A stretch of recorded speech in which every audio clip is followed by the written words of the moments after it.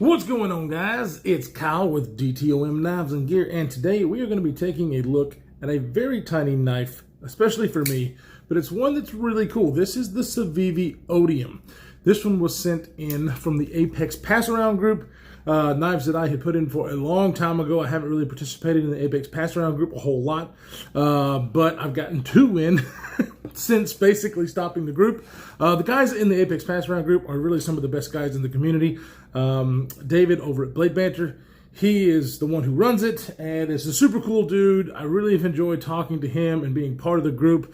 So I've got two knives. It's probably the last I get from Apex Pass-Around group for a while. The CRKT Trask is the other one that you will see a review on shortly. But this little guy actually really surprised me on how much I like it. Now, you guys know that I prefer bigger knives to carry on my person. It's just my thing. In my daily task, I don't really have to have that. This particular size knife would do perfect for an EDC carry for even myself for my day-to-day task, which is an office setting. It's mainly opening packages, maybe some zip ties, cardboard. This little guy does the trick, and it does the trick on a budget. Civivi does a great job as far as their budget knives that are really well made. I mean, I can't really get over, I don't have many Civivis. There's only one Civivi that I still have in the collection. That's the Praxis. This is one of the first knives that I had bought from, matter of fact, this was the first knife that I bought from Civivi. But as you can see, this is more my speed. This is way smaller than this big guy. But yeah, this really intrigued me. Now, one of the reasons it intrigues me is because it's not a Civivi design. It's actually designed by Ferrum Forge.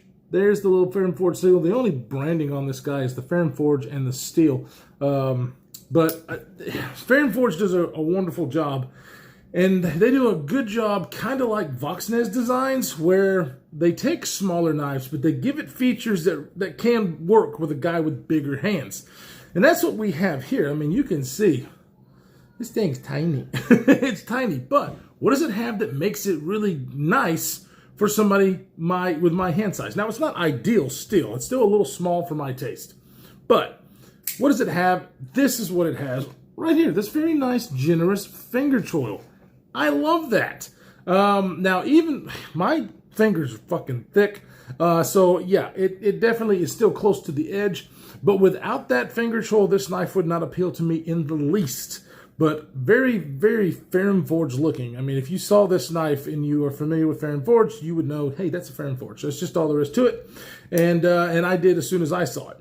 The other thing about this knife that I really, really like is the detent. They fucking nailed it. As you can see, you have an opening hole and a flipper. The flipper is amazing. I don't like flipper-only knives, so the fact that this one does have a hole deployment makes me happy, but holy crap, is it really satisfying snappy action out of this little bitty Civivi Odium. Then, of course, doing the middle finger flick with this very long hole on the top here doesn't give you a whole lot of access, and usually with a smaller knife and big hands, makes it a little bit more challenging to do the reverse flick, but this guy is super easy, and it was super fun to play with and to carry around and cut with. So what are we working with? It's typical Civivi, okay? So you've got really nicely done G10 steel liners. As you can see, it's the shadow box steel liners and a D2 blade. This thing is the blacked out version. They have a ton of different color variations that you can choose from. I will put a link down below where you can go and check all that out. $52 in today's world is about normal for a good budget knife. This one is right in there. I mean, and you can probably find it for a little bit cheaper than that if you look around. But for the most part, I like the price. For a budget knife, I mean, you can get things like CJRB Felspar. Those knives are absolutely amazing, and they're only like $35. So I would totally go. They have a smaller Felspar. It's still going to be bigger than this, but I still highly recommend those knives from CJRB. But as far as Civivi, you've got tons of options. That's for sure. Civivi has so many damn knives. They're coming out with new ones all the time. This one is actually an older design. It's been released for a while, at least since 2019, but it really has stood the test of time. I think they still sell the hell out of these, and there's really good reason, because it's an excellent, excellent knife. With that D2 steel, you're going to hold an edge for a good long amount of time. It is, it's not rust-proof or anything like that. It's definitely not corrosion resistance, but it has a coated blade, which I think will help for that. And, lockup solid, centering is solid, and the detent makes this thing a big win in my book. The detent was, the detent on the Praxis is not that good. And it kind of put me off, really, from a lot of Civivis. Now, you can definitely get it to fly out of there. But Civivi has really stepped it up a notch. When I was at Blade Show for 2021, I went to the Civivi booth, and almost every knife that I picked up, the detent was dialed in. Now, it's for Blade Show. Keep that in mind. But it just wasn't the case before all this. When I had my Civivis in the past, they just weren't like this. They've kind of stepped up their game. Of course, I had to do that. But they stepped up their game, and I think they're really doing a good job. So, what else? This thing carries really well, too. I mean, guys, this thing is seriously only like 2.5 ounces. And that's not surprising as small it is. It actually does have internal pockets cut out on the liners, which is a huge deal for a budget knife. That is really nice. Of course, it has a G10 backspacer. 2.5 ounces is nobody's going to fill that in their pocket. If you do, Jesus Christ, what do you usually carry? But it does have a nice deep carry pocket clip. However, it doesn't sit all the way to the butt of the knife. You're going to have a little bit sticking out. It doesn't bother me at all. Might bother some, but it really is a nice pocket clip. Nice, good bit of ramp. This little area here comes up quite a bit. However, that usually is a hot spot for me. I can definitely feel the pocket clip, but it's not a hot spot at all. Now, I've got very fat hands, so if you've got bony little hands, you might be able to feel it, but for me, didn't feel it at all. The jimping is back here. It's not aggressive. It's a good jimping to give you grip. However, with my hand size and stuff, my thumb wide's here, the jimping's down here, so the jimping might as well not be there for me. I'm definitely never carrying or holding the knife like this, because it is 100% a 3-finger knife, and I just don't like it. So the fact that it has the finger control, this is where I live whenever I cut with a knife. And speaking of cutting, it does really damn well. What does it do to cardboard? Slice, slice. Very nice smooth cuts, hardly any resistance with this very nice tall flat grind. It does have very good chamfering and stuff around the hole, so it's not going to be sharp to catch on anything. How about the paracord? Like it's nothing. So the slicing ability of this knife is really good. I mean, it's not like a laser beam like some other knives, but it's damn close. For a small little EDC knife, 115 thousandths blade stock, and it comes down to like 15 thousandths behind the edge. I mean, that's what you want in an EDC knife. I think this is going to make somebody a really nice EDC lightweight. You can put this in basketball shorts. You can just carry this thing anywhere, and I really like it. So let's go ahead and flip the camera around. We'll do some size comparison specs. I want to show you more of what the finishing looks like on this bad boy, because really they do an excellent job for the price.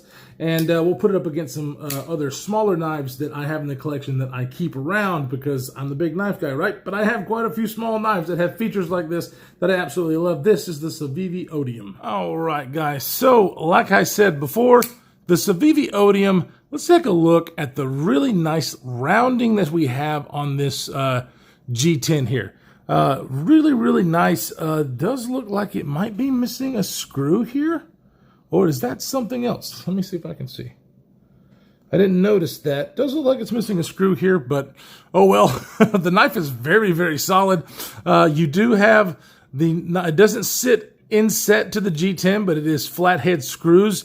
Would have been really nice to see this that part's inset to the G10, but not that big of a deal. All black hardware. You have a T8 on the pivot, T6 on the hardware, and as far as the scale screws and the pockets, clip screws, that's typical.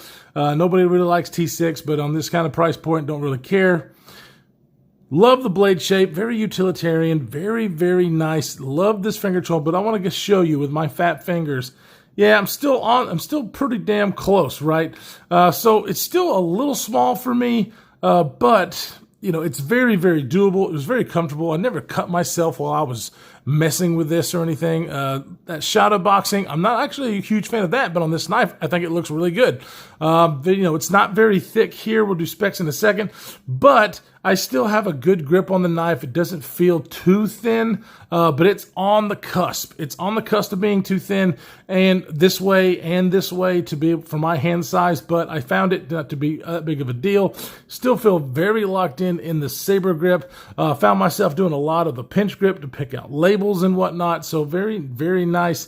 So what do we got? So here we go. Here it is in the circle, fits all the way in the circle, and that's because it's a small knife, guys. This thing is an overall length of 6.19, blade length of 2.65, so it is well under that 3-inch mark. For you that live in communist states that have those stupid ass laws, you will not be able to worry about having this knife in your hand. A lot of people kind of balk about a generous finger troll on such a small knife. I don't at all. If the thing didn't have a finger troll, I would not like this knife near as much. And then, between 3 and 2.65 inches, I don't really find that is a very noticeable use of the knife for this style, a very small EDC knife. I just don't think it's a problem. I think it's well worth the loss in the blade or the cutting edge for that finger choil. You have a blade width of about 1 inch there. Not very tall, but it is a very nice high Saber grind. You have, like I said, 115 thousandths in the blade thickness with 15 thousandths behind the edge. The handle length is 3.54. The handle thickness is about 0.44, so under that half an inch, and 2.5 ounces with the internal milling. Just a really nicely done knife. I just really, really like it. And I love this configuration with the black blade, the black G10, black pocket clip, little pop of satin right there to kind of go with the shadow boxing. Very, very nice. As you can see, you do have jimping on the lock bar or the liner lock to get that out of the way. I didn't find this doing much of the double clutch, which I usually find. Let it drop there. It's not going to fall shut, but it is still a shaker because it's very smooth on those bearings. Very, very nice.